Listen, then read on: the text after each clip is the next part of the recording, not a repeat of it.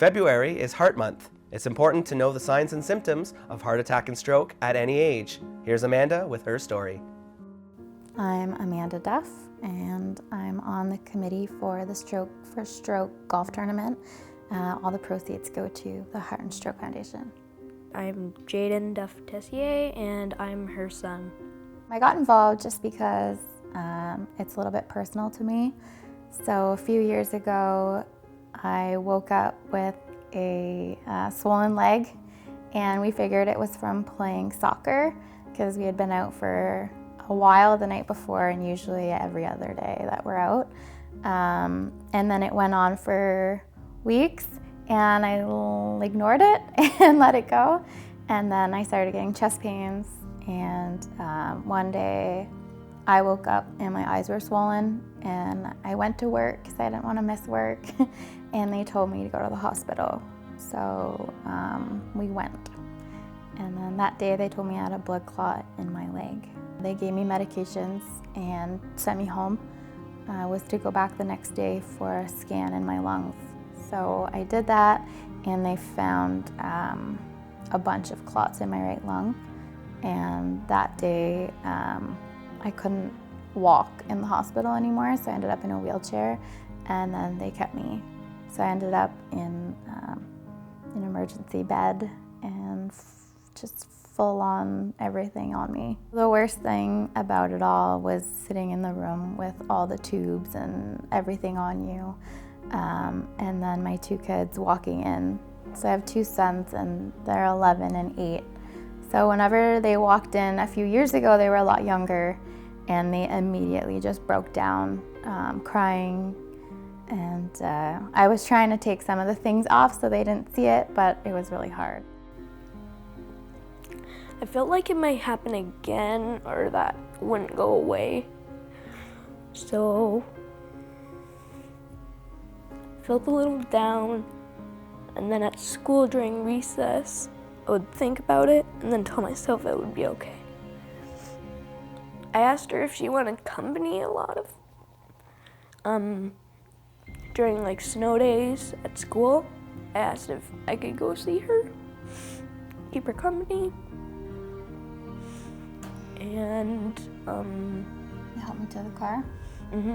I'd be really off balance and stuff, especially when my heart was overworking and it was harder to breathe, right, when you have a pulmonary embolism. So he'd literally carry my hand like this all the way to the car. He'd help me with groceries. If I was pushing myself too much, he'd say, "Okay, Mom, like, you need to lay down. I'll help you with that." Helped his little brother with homework. But yeah, really, he was just always holding my hand everywhere I went to make sure that I wasn't dizzy and that I was okay. So it's a lot for a little one to go through. But it probably brought us closer together too. Family is very important to me now because I know that at any time something bad could happen to them. It was just so hard some days. You had no energy to get out of bed. I couldn't go back to work without a doctor's note, so I quit that job and got a new one and kept going to work. Would sleep literally through my lunch break in the back room. And I guess I just kept fighting because I saw how much pain that it brought the kids, especially Jaden, and I would never want to leave him ever. So it was my ultimate goal just to get better and for us to strive together.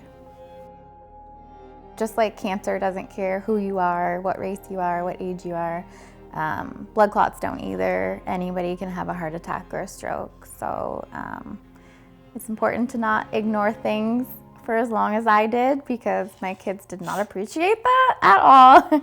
I spent 7 days in the hospital that time, and then over the course of 6 months, my heart started to get worse and worse. It was just really kind of weak from the clots in the lungs, and that can happen. So then I had to go through 2 heart surgeries or procedures last year. And then, yeah, now we're here. So we're good now, but it's just important to catch things early, because if you don't, honestly, I didn't know that I would make it out of all of that either. Without the Heart and Stroke Foundation, there might not have been the right medications for us to get better.